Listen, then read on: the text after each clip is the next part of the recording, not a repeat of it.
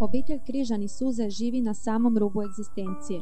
U staroj trošnoj kućici u Suzi živi samohrana majka Nada Križan i njezino 5 djece. Od kada je suprug preminuo, ova obitelj živi u teškim materijalnim problemima i krajnje teškim uvjetima za život.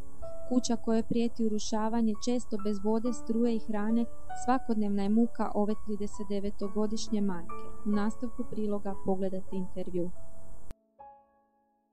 Gospođo Križan, vi ste samohrana majka i udovica, 5 djece, sinova, živite samo od socijalne pomoći.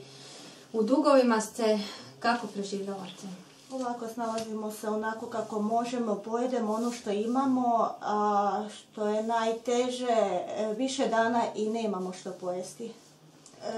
Oskudijevamo jako u hrani, djeca su dosta velika, imaju svoji i neki želja što bi posebno jeli, što ja njima ne mogu omogućiti.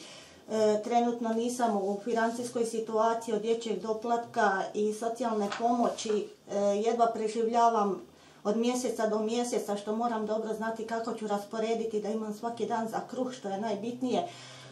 Tako da jednostavno dosta nam je teško. Možemo reći znači, da prije 3 godine kada ste nažalost ostali udovica, od onda vam je krenulo sve loše. Razboljeli ste se, imali ste tumor na maternici, operirano i kako je sada stanje?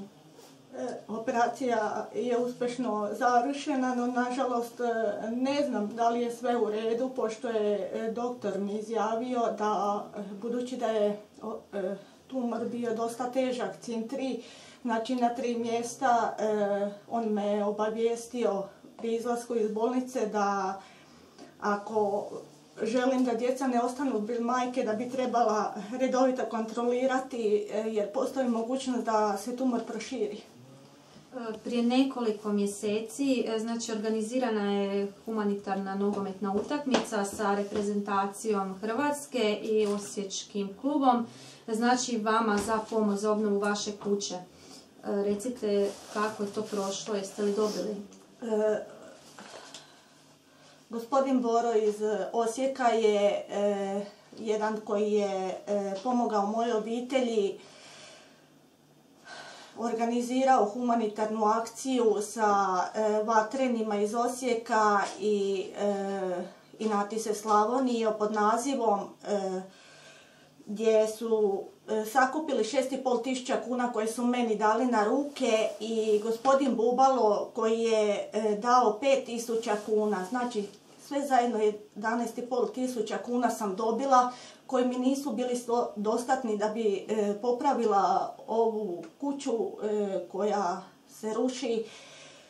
Tako da jednostavno i gospodin Boro je obećao šleper pijeska, šleper blokova, što je nakon nekoliko dana odustao i više se ne javlja. Ovim putem ja ga molim ako ikako može, ono što je obećao da učini. Kontaktirali smo i gospodina Boru Ivkovića koji nam je rekao da će pomoći gospođi Nadi, samo neka mu se javi i kaže što je potrebno, te ono što su obećali to će izvršiti. I kad su topli mjeseci vi radite sezonske poslove, tako dodatno? Tako.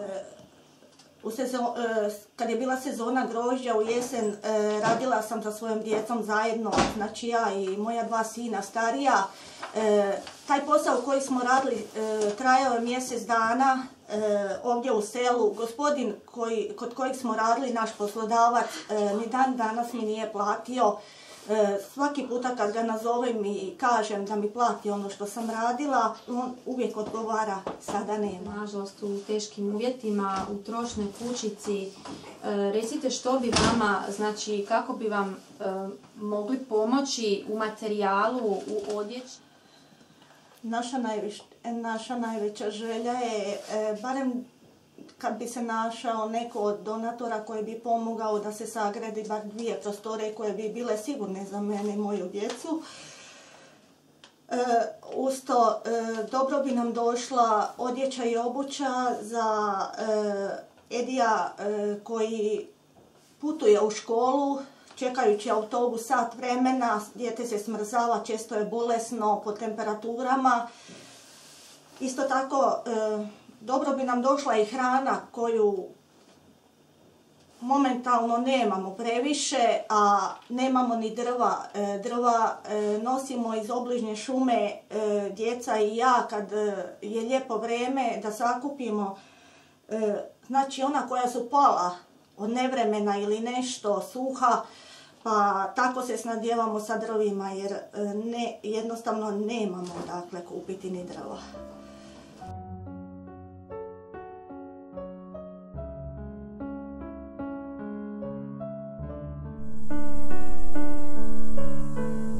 Nadina najveća želja je sagraditi 2 prostorije u kući koje bi bile sigurne za nju i njezinu djecu. Potrebno je i obuća i odjeća za njezine sinove koji imaju 5, 10, 13, 17 i 18 godina, te hrana i ogrjev. Pomozimo ovoj očajnoj majci i njezinoj obitelji.